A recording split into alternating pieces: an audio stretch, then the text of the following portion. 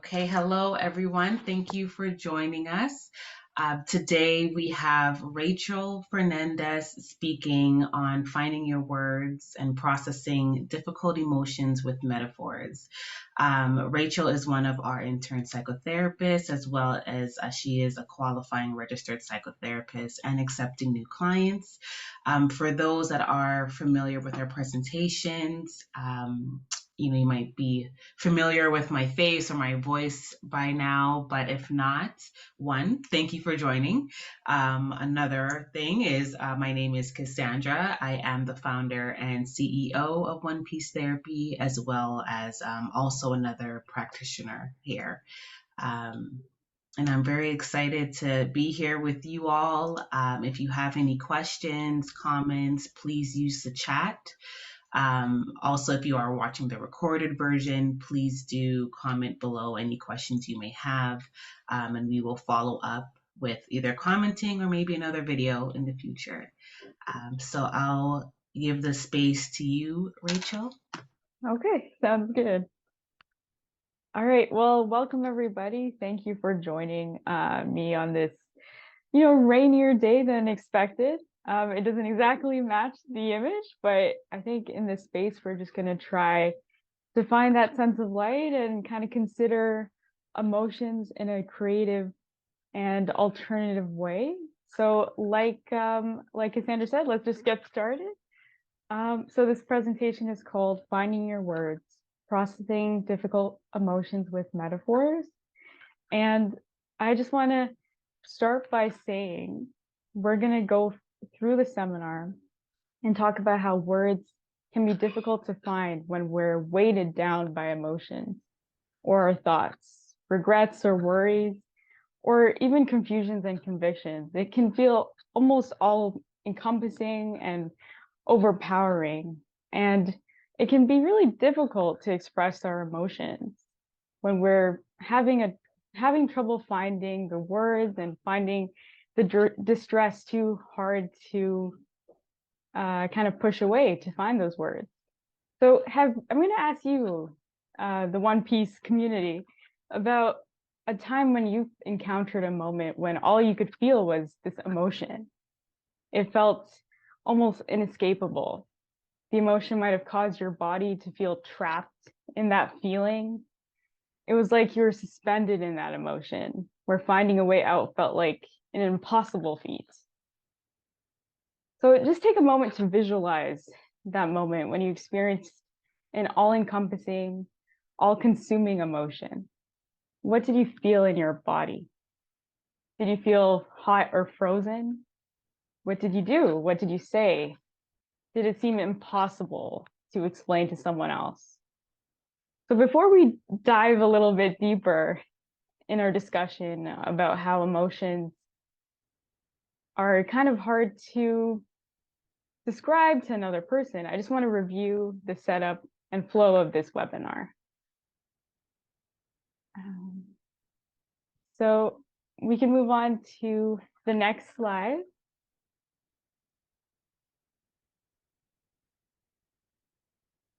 All right, so just be aware, I'm probably going to be throwing, metaphors along the way, just in the way I speak, because I think that's where I find comfort too, and how I express myself. So for today's webinar this afternoon, we'll take a little bit of a closer look on how we interact with our feelings. After a little introduction about me and my background, we'll travel back in time, seeing the evolution of communication, considering how images and metaphors share space in the present, and then define and reflect on how we can link emotions to our words, and then reflect on the power of metaphors to process difficult emotions and where alternative meanings can be brought to the surface.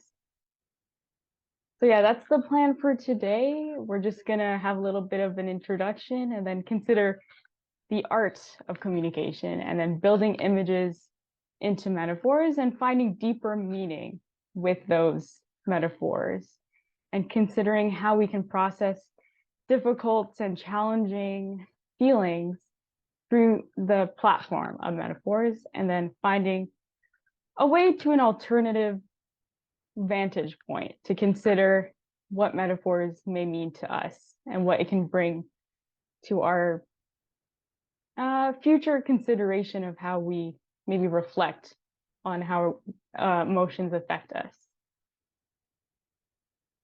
So we can move on to the next slide. So Cassandra already introduced me. I'm Rachel, and I'm an intern therapist with One Piece. I like to think I try to bring a safe and explorative and reflective space with clients where we, can engage and consider thoughts, feelings, and actions in creative, narrative, and mindful-based ways. I try to work with clients to reflect on their stories and find a new sense of voice, a new sense of, or reacquaint themselves to their voice that sometimes maybe have felt forgotten or quieted, or just lacking the room to express themselves fully. So I try to pull from like a holistic and multi-dimensional perspective, kind of relating back to One Piece's mission. And some areas of support I include anxiety, depression, esteem, self-image, and identity-related work. So yeah, that's me, my little picture. And I'm really thankful for everyone who has joined this presentation and just trying to find a different way to consider their emotions and the weight of emotions and how we may be able to find an alternative way to express them and then process them. Yes, I just want to comment here. Those that are just joining or recently joined, if you do have any questions during the presentation as well, please use the comment section. You can send us a direct chat or it can be directed to everyone. Again, those watching the recorded version, if you have any questions, please use the comment section as well. And even after the presentation, if you would like to schedule with Rachel, she is offering free consultations.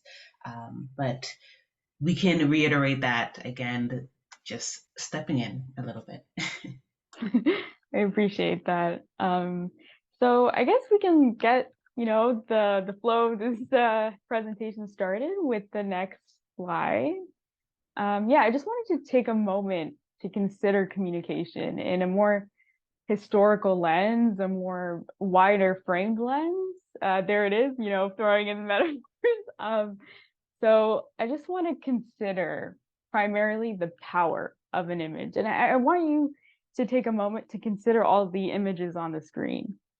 Each kind of brings out this sense of meaning, and you kind of can find a sense of connection to these images, all of these.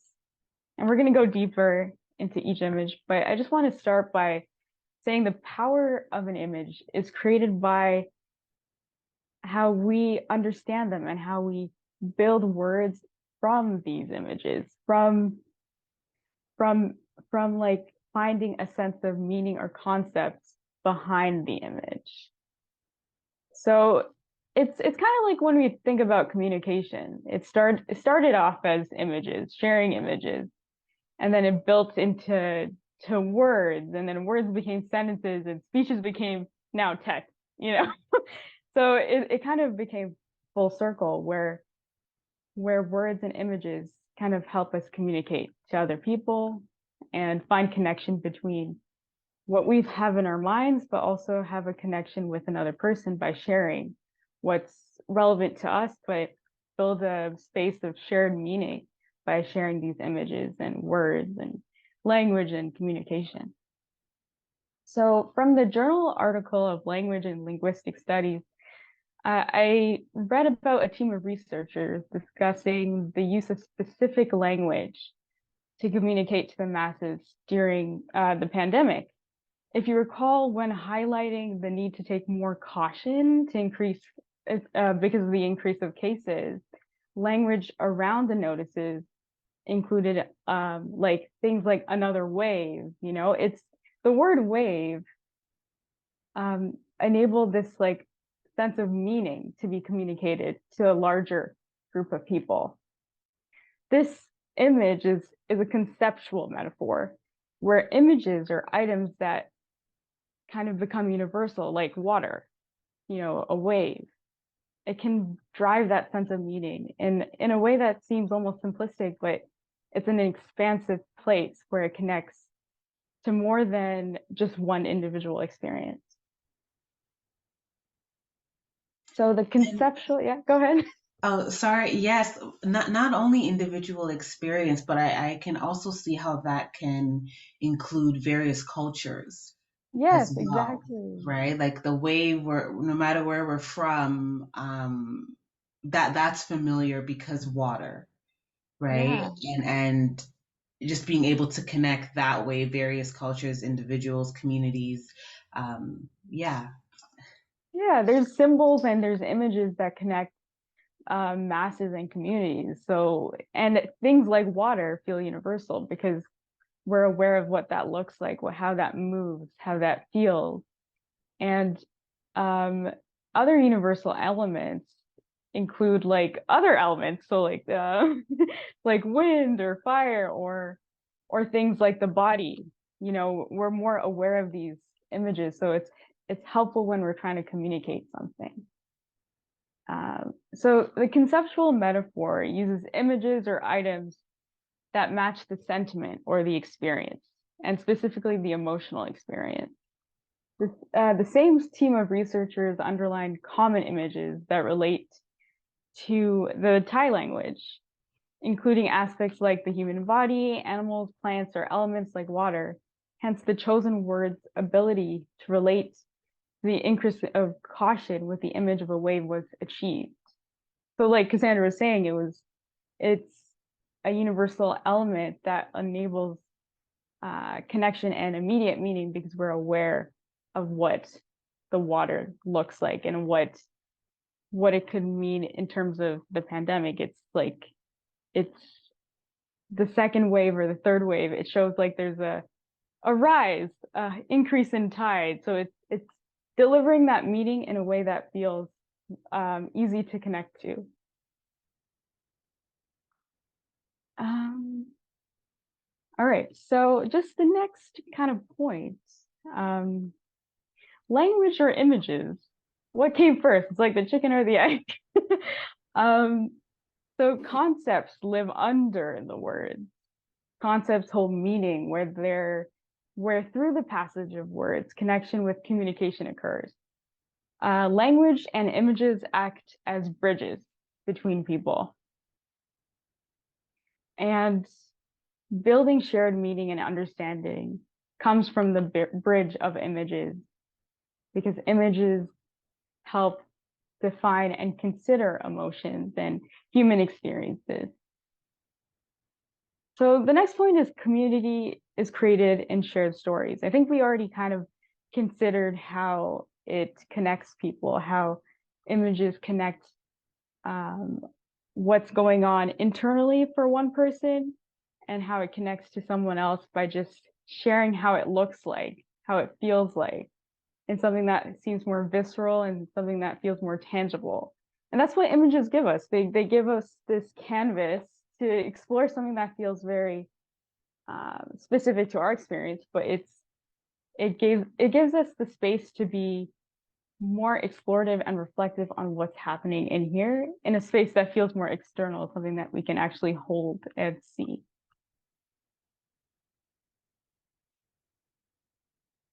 So in the same wave or the same wavelength, stories allow connection, insights, and reflection. Metaphors represent small scale stories, coloring an experience from our mind's eye to our external experience. Words, images, metaphors, and stories build up identity, community, and connection between the individual experiences. This relates to the picture theory. It's a really interesting theory. When I came across it, I was like, whoa, this really connects to the meaning of images and how community is based on communication and allows connection through these images, through these shared images. So the picture theory highlights the need for metaphors coming from a prehistoric attachment to nonverbal communication, like body language or gestures and pictures. All of these are without words, but they have so much meaning and they can drive so much connection. So let's just take an example, right? So pretend you're watching like this television show and it's in another language. I know K-dramas are really popular right now. So it's something that we do and like to connect to, right? Even though there's subtitles and you can make out the meaning with just considering facial expression and body language and the scene playing across the screen. So our capacity to find meaning in images presents a foundational space to derive meaning, connection, and new understanding. So pictures enable the internal experience or the mental image to become external. Internal to external, where human experiences can share space between individuals. Meaning can be shared between individuals through the sharing of images. And as time went on, this canvas grew to include language where metaphors enable the image or concept to breathe into life. So the next point I wanted to consider was the ever-changing art of communication. It's still the same slide. And according to another journal, the team of researchers discussed the evolution of language, where everyday images and everyday tools like emoticons, like the emoticons right on the keyboard right there over there on the slide. Each of these pictures represent a different emotion, a different meaning, and without even reflecting on it too much, we can kind of gauge what each emoticon means. So there's like a smiling face or like a tear face. We have this sense of what that expression means through that little picture, and it's like almost the size of a nail. It's so tiny, but we're able to conceive so much from it. So I have a favorite emoji. It's the one it's the one with the glasses and the sunglasses, sorry. And it just conveys this sense of like chill and like just feeling cool and relaxed with the situation. And I just send that usually, but it's also a way to convey the sense of calmness to another person without needing to say, oh, I feel really calm right now. So the image, it's like the expression. It's like a picture is 1,000 words. Well, it kind of is, because the image itself allows us to connect to something, this concept, without even considering the words associated with it, because the image is that powerful. It can convey so much with being just a simple, small scale emoticon. So the next point I wanted to consider is how emotion and art parallel. So I want you to think back to a song, your favorite song, where like you really connected to the words, but you also connected to the vibrations and the sonics of the song, where it felt like that emotional experience that you were feeling in the current moment or in your past really matched with what the song was kind of building in the room. Or consider an everyday conversation when you heard someone say, oh, I'm such a night owl. Or that guy, he's got a heart of a lion. Or someone saying, oh, it's been a real roller coaster this week.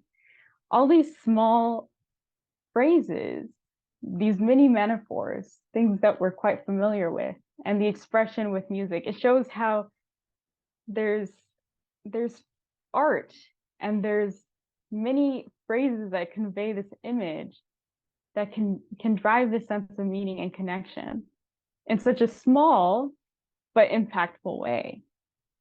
So even when metaphors are everywhere, it can be hard to really notice them because they're just so enmeshed in our experiences, but they can also be a way to uncover what we're feeling and also find a way to kind of arm our emotions with the words so we can process them and see them in a different light, where metaphors can bridge a space to empower us to feel and reconsider. So just the last point for this slide is the connection between emotion and art. So I just want to ask this to the group. Why do we find meaning in photographs, images, music, or art? What makes us feel connected to these expressions? So the meaning from mental images come to life, connecting us to our own personal histories. Can I interrupt, Yeah, go ahead. in case you are about to answer? Mhm. Because you've said so much great points already that I do just want to speak on some before I even forget and lose that imagery of words in my Okay. mind. But as you were speaking, I was thinking about the quote that a picture is 1,000 words, Hmm. right? And even down to the hue, right? Yes. The temperature, the colors chosen in an image. Um, it's so detailed and it can say so much, right? Of course, the person developing the imagery, they have their subjective meaning for different colors and hues. But again, essentially communication, although it's to engage other, it's also from your subjective experience, right? So it's just Yes. so much words in it. I was thinking about even the emojis as well, and my favorite one, right? So I don't know how to describe it, but Okay. it's like their eyes are like slightly closed with like a little smirk. Okay. It's like it looks like a Yeah. blissful, like a like oh like I'm pleased, like everything is just pleasant, you know. It's just it's a nice light. Like usually when I add it to my sentences, or just because with emojis and facial expressions in itself, that could be all you need to communicate something, right? So sometimes if I'm adding it to a sentence, or that is my whole sentence without words, um, it is this light, kind of Hmm. pleasant feeling. So I was just thinking about that. I used it recently. I've been using it a lot for various reasons, but um, yeah, it's so interesting. But I was thinking the emojis are typically yellow, right? Hmm. Which signify like brightness, happiness, and things like that. But I wonder the other emojis that are red, or I think green, Yes. and what those mean as well. Yeah, I think it goes back into how there's so much variety in emotions, and same with like colors, right? As you said, there's so many hues and layers to the emotional experience, just as in colors. And I find that when we're describing just like the power of images, it can be highlighted or interconnected to those hues and layers that we build into the image as well. So to answer the question of like what we find meaning in and what the like if we see a photograph or an image or music or art, it's that connection, like what we're connecting to it. So like with your emoji, right, you're connecting the sense of light, this sense of just like it's your, I guess, your way to communicate to someone that you're feeling light, or like there's this like layer, and this layer is called interpretation. And interpretation can be so specific, but it's also a way to convey a connection to somebody else. Like it's all about like bringing the mental image that's inside here in our minds and communicating it to someone else in an external way. And images, metaphors, arts, all these big concepts are the vehicle that bring about this connection where interpretation and connection can come about. Right. Because how you interpreted the emoji with the shades as being calm is a similar way that I interpret the smile and the eyes of the emoji I like, right? So just Yeah. that interpretation also lets us know, okay, this is Rachel's calm and this is Cassandra's calm. Yeah. Yeah, Right. it's a really interesting concept because even though the images feel like very abstract, we were able to add in that meaning by just associating and building what we want to say through this image, or simplistically the emoticon. Right. Yeah, it's a really cool idea. um, all right, so switching gears a little bit, we'll go to the next slide. So here we're just trying to consider the usefulness of metaphors and trying to consider how overpowering emotions can be illustrated through images. So we're highlighting the value of art and our mental images to language and our chosen words. So kind of like with the emoticon, but taking it to build a metaphor that conveys our emotional experience in a more specific, cathartic, and real way. So let's take a moment and imagine the feelings that come with feeling stress. The word itself, stress, like it's stretched. It's like you can really feel that sentiment that the word is conveying. So it's really interesting because even the words color images without really saying anything, it just in the structure of the word. Um, so be feeling stressed is kind of when you're feeling pulled in all sorts of directions and when your list feels way too long. And every item that you're trying to complete, it just feels like there's not enough time. So if we were to consider what that feeling looks like, and if we asked ourselves to describe that feeling of stress, what would it look like to you? How could you describe this concept or feeling of feeling stressed to someone else? And if someone were to ask you, like, what's wrong? What's going on with you right now? Like, how would you depict the feeling of stress? So I came up with a bit of an example. So I was like, I think for me, I would be like, oh, I feel like I'm drowning because the weight of the stressors feel all surrounding and all encompassing, overwhelming. Kind of like how a wave just like kind of comes over you, and it seems like there's no way out in those moments where something keeps pulling you down to the ocean floor, and all the stresses and responsibilities pull you down, anchor you down. Yeah, so I just want you to consider these leaves on the image. These orange leaves. I know we're not really in fall anymore, but let's just consider the image full of leaves and how there's like different types, different, um, I guess almost settings on each leaf. So one leaf is floating, one is crunched, one is like half submerged, half is some of them are like floating or like, there's a variety. So let's take a look and consider what the leaves do to the surrounding. One leaf is kind of pulling a ripple, the rest of the water, and we're just trying to build the image.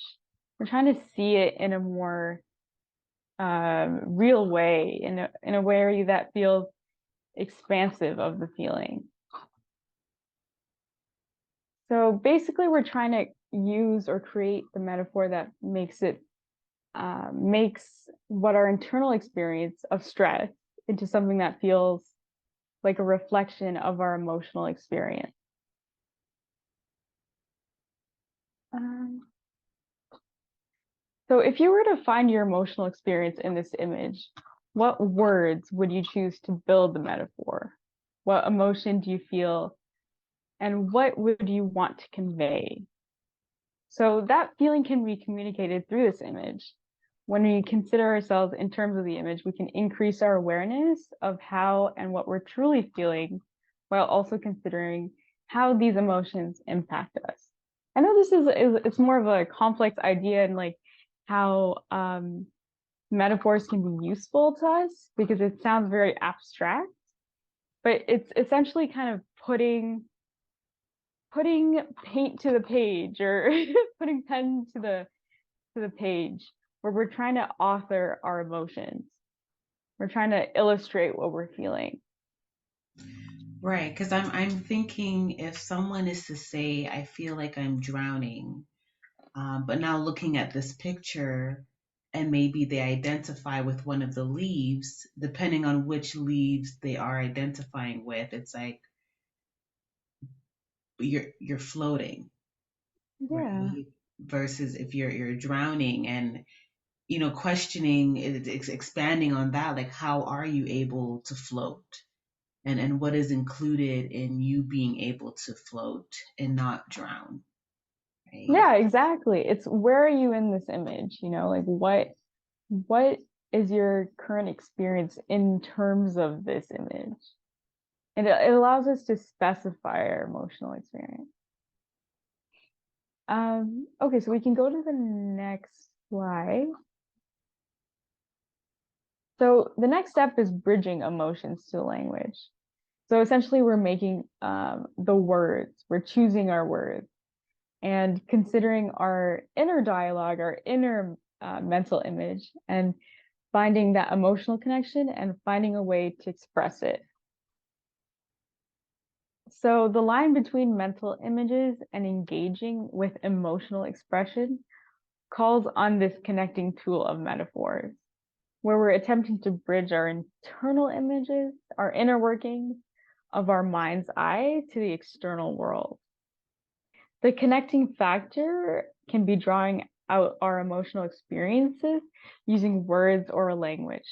And creative expressions like metaphors act as bridges between our internal emotional experience to how we communicate and how we engage with our tools like language.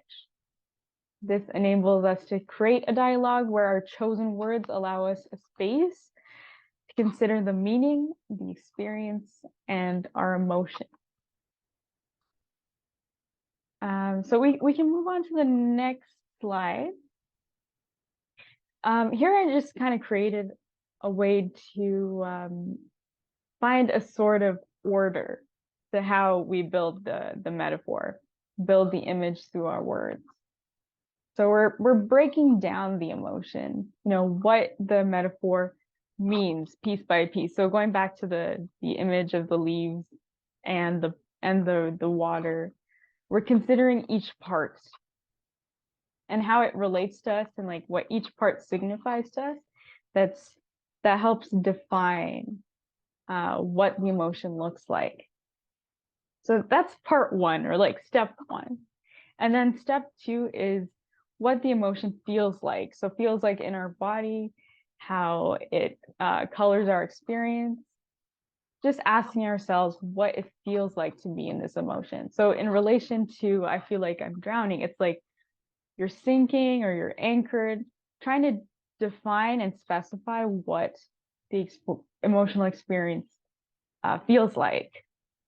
And then the third step is just visualizing and expressing the image. And we kind of got a sense of just how to do that with the leaves and the water image, where we're trying to convey that feeling of stress and anxiety and overwhelm that comes up and kind of visualize it in a physical space through water.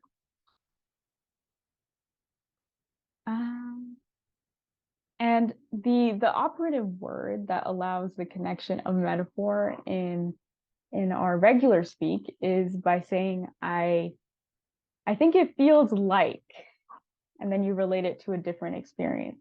It's like taking this external tool of metaphors as a way to connect something that feels very like arbitrary, abstract, or something that's hard to hold on to because it feels very meshed in our minds, and attaching it to something that's physical by saying it feels like, it feels like something that you can describe in a more tangible way. So yeah, the power of like is very interesting because I think it's also our way to like fill in the gaps sometimes, where now we're just kind of engaging with the word like in a more empowering way. So I feel like I'm drowning, or I feel like I'm anchored, or I feel like I'm a night owl. Sometimes, it can be used in so many different contexts. But the power of like allows that connection towards another image. That's something that feels like the emotion can gain body, can gain life. And, as much as it's sounding like you're describing the processing of emotions from my or like our experience to communicate to others, I also notice, like personally, professionally, when communicating with people that are not comfortable with emotions Mm. or um, not that familiar or aware with certain emotions, explaining things through metaphors also helps gain that common understanding, right? Yeah, it's So, because personally speaking through metaphors, actually, you're bringing to light the different ways I do use metaphors. Um, but typically, I wouldn't say I speak through metaphors, right? Usually, I can be given a metaphor and I can expand on it. Um, but I do notice sometimes when communicating with people who I feel like, they might not be understanding what I'm trying to say. It's like, okay, what is a metaphor that can be developed and understood without maybe more direct speech Mhm. approach, right? So it truly is a great tool to use to bring others into our world, but also us to be in others' worlds and understanding Mhm. things. Yeah, it goes back to just like how art connects us, and how art or metaphors or language is the platform, the canvas of shared meaning, and defining something that feels like it's hard to explain because it sounds or feels like it separates us. But when we have that metaphor, when we have that image, and we can express it in a way that feels outside of ourselves, something that feels more tangible, we're able to drive that connection and drive a clearer image so someone else can understand what we're coming from. Yeah.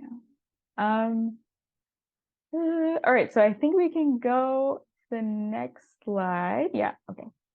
All right, so here are some examples, kind of pulling from the water metaphor that we've been playing with so far.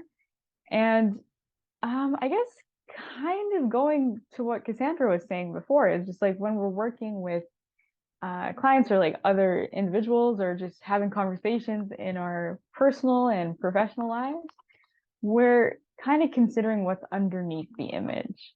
Because if someone is bringing a statement like, oh, it's difficult to keep my head above water, we're kind of connecting to the emotional experience that we can feel that's under the image. So it's going back to that interpretation.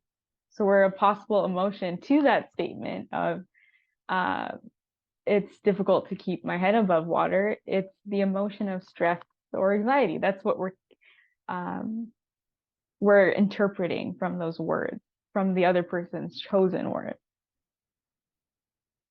So using specific language can come with considering how the emotion makes us feel.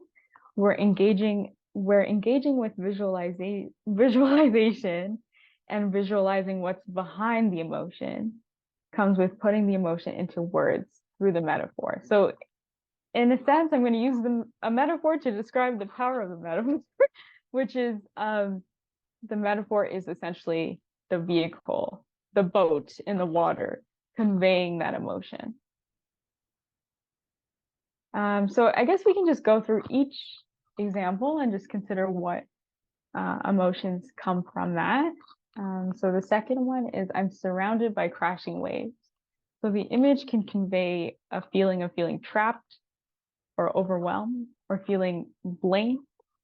And then depending on the context and the emotion you're trying to express or what you're trying to build with the image, you can make a universal image of the water and bring it to uh, represent a canvas of your specific emotional experience.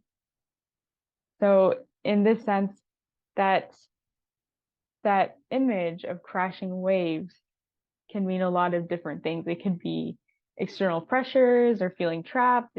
You can expand something that feels small into something that connects to your specific experience. So the other examples, I'll just quickly read through them.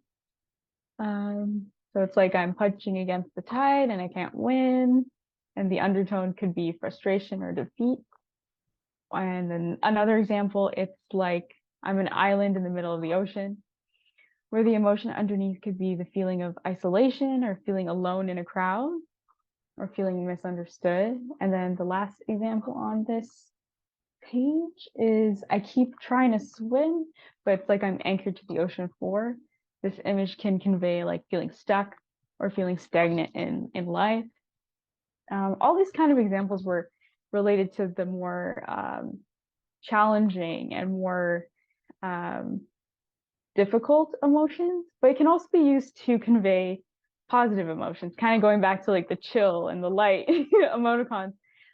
And it's kind of what we were talking about how color has a lot of ranges, emotion has a lot of ranges.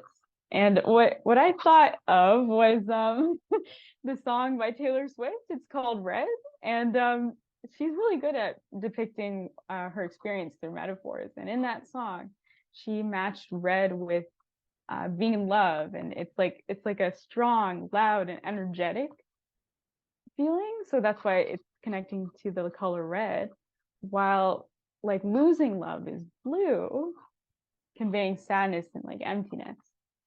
So yeah, there's a range of emotions, and we can use metaphors to help color their different meanings. Um, so the next slide, we kind of Sorry, consider, yeah. Rachel. I just wanted to add here too how crucial it is to highlight that context is everything, right? Yeah. Like similar to emotions as well. How they appear for us is the context it's occurring in versus the emotion itself, right? So I'm even thinking of certain metaphors, and even if someone would want to like simplify Mm. a metaphor with an emotion, it although it can happen in that context, another context might require a different metaphor, right? Hmm. Same, similar to how another context might allow another emotion to appear. So I think, I guess to simplify what I'm saying, even, to communicate with others, it is really context depending and present oriented. Um, yeah, there's just so much flexibility that can Yeah. happen. And I guess even with water, right? It's continually flowing, and if it's not, it's a metaphor for being stuck. So it's Yeah. yeah, it is interesting. But I just did want to highlight how context is everything, even with emotions. But what it can bring is association, right? So now we know when we're in water, it might feel like stress or stuckness, right? Like depending on the associations of similar metaphors being used. Hmm. Yeah. So it's like the water becomes a part of the tool or the bridge to emotion, and then we can specify it Yes, depending on our experience. right. So yeah, pretty cool.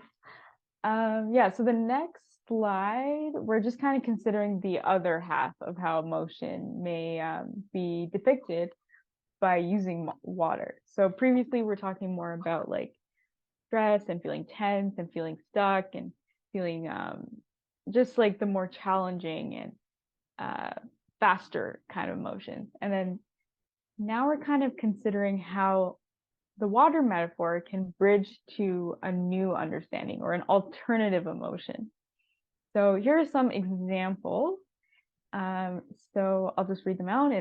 The first one is this here, it's my life preserver. I can make it through this tsunami. And in this instance, this statement, the life preserver acts as a symbol representing a hope or a sense of hope building against challenges or the tsunami that the speaker feels. And the other example is I feel like I'm finally floating. So going back to that leaf, that one leaf that was floating and all the ripples are around it, it gives the impression of finding balance in times of turmoil or chaos, represented by the water. So symbols and pictures in our chosen words allow us to reframe and reconsider our emotional experience. But how do we do this? How do we reconsider our emotional experiences when they feel so entrapping and all-consuming?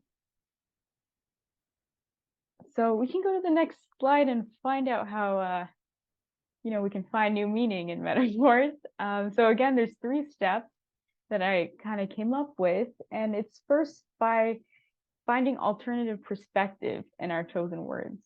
And it requires a kind of magnifying glass over the words that we chose to build those metaphors. So we're trying to find an alternative way to consider our emotional experience or find new light in the darkness, we may feel surrounded by. So there are 3 steps that come to mind. So first is confronting the emotions behind the metaphor by bringing what's inside of us, the outside, through making the metaphor. Then finding an alternative perspective by considering this image we created from different angles. So like using kind of a closer lens or going farther back. It's essentially building that perspective, considering where we are in the picture, considering all its elements, considering the context of our emotion. And then reframing means readjusting ourselves in relationship to the metaphor we created. And this allows us to bridge into an alternative perspective. So when we're thinking about metaphors, like I feel like I'm drowning, questions I could ask the speaker are, where am I in this image? Where am I in the water? Am I in a pond? Or in other words, what are my surroundings? Can I swim? Or in other words, are there tools I can use to survive this? Okay, so we can go to the next slide. Sorry, before we go to the next slide, I did want to say how this is a great guide to use individually. However, I was also thinking, just in terms of some clients or even maybe some audience members now, how it can be challenging to reframe on our own when we're so familiar with a certain metaphor or feeling, right? And truly, that is where therapy can come in, and psychotherapy is having an external person externalize even more of what has been internalized, right? Because again, as Rachel, as you were saying, images are meant, they're developed internally, but meant to become external, way in terms of communication. So sometimes when we're in it, when we're in the water, right, we there's only so much we can see when we're in the water, right? There's only so much we can feel when we're in the water. So I definitely want to just highlight also the benefits of therapy, and an alternative perspective as well to help reframe. Yeah, I think that's a really good point. And it's kind of going back to that image that we created earlier about that pond or river surrounded by water. Finding that life preserve could be finding another source of support, or just another person to help reframe and help find another meaning, or find a meaning that you had before but just need a little help getting back to that space. um yeah, that's a really good point. So I guess we can go to the next slide. So the slide was meant to pause us in the metaphor, just asking, who am I in this world, in this image I've created? So considering your metaphorical world that you've built with an image and considering yourself in it from a different vantage point, it allows to gain perspective, to find that, like, where are you coming from when you're considering this image? So I kind of added these images of various aquatic animals to highlight that when we're feeling like we're drowning, are we a shark? A shark could mean a fighter. Have we dealt with this before? Or are we the Finding Nemo fish, or I think they're called clownfishes, fish, and they're more cautious, even though they're very like bright. And that's a killer whale, so they're more of a risk taker. They take jumps, they take leaps. Or are you the goldfish? You know, um, part of the pack, or the school of the fish, or are you really family oriented, or do you have a lot of responsibilities and you're doing the best you can? So the traits of the animals, what you see, or how you see yourself in relation to the image, um, it can help consider what you've already gone through and how you've adapted to the situation before, and also bring light to the strengths that you've already developed. And in addition to that, Rachel, I was thinking, not only deciding on which animal resonates with someone, but also what type of body of water are they in? Yes, Right? exactly. Yes, like are you in a pond, a river, a stream, a lake, ocean? Like that really does depict as well where you are in this world, right? And how vast Yes. this emotion can be. But even at this in the same breath, although when you think ocean, it's a large. I mean, large Hmm. is an understatement. Um, but even that gives opportunity, this reframing moment in terms of so much possibilities, Hmm. right? Whereas, okay, you're in a pond, although we can say, okay, maybe the problem doesn't feel as overbearing, but in a pond, it can feel a bit more suffocating, right? Yeah. So just thinking about the body of water too, really highlights, where someone is coming from and how they are understanding their situation and their emotions. Yeah, exactly. I think it comes from that phrase, big fish in a small pond, or small fish in the ocean. So it kind of brings that sense of, or kind of connects to how we see ourselves in the bigger picture we're trying to create, you know?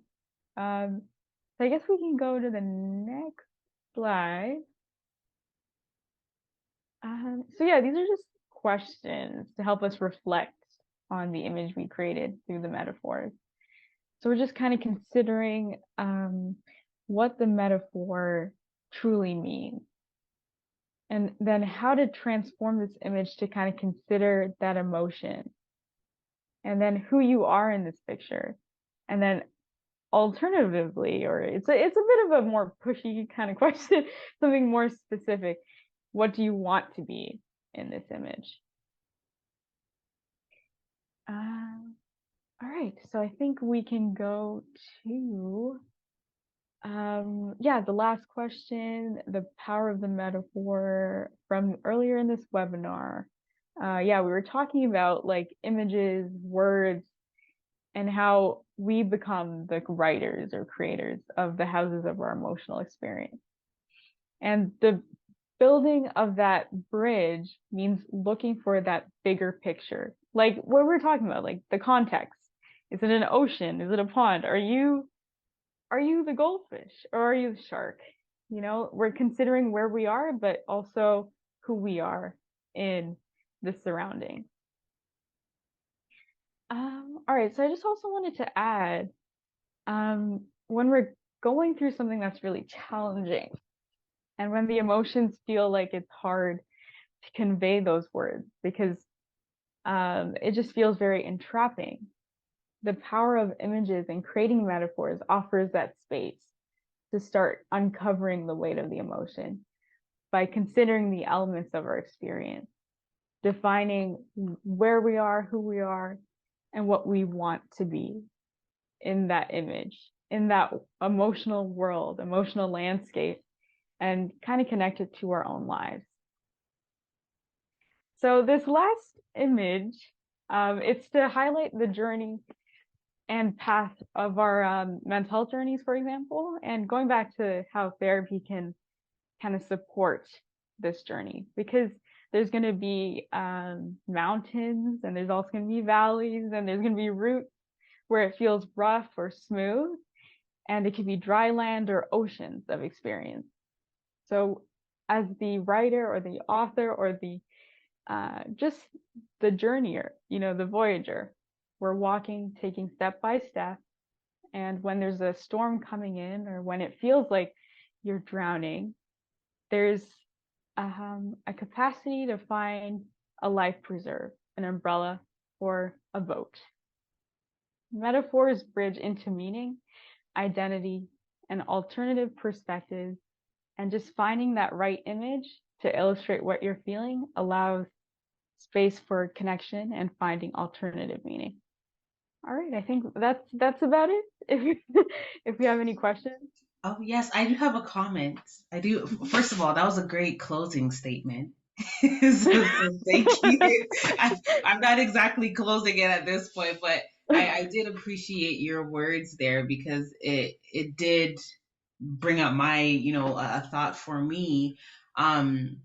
Just going back to emotions and how they are meant to signify what is significant to us, right? And therefore when we learn what is significant to us, we learn who we are.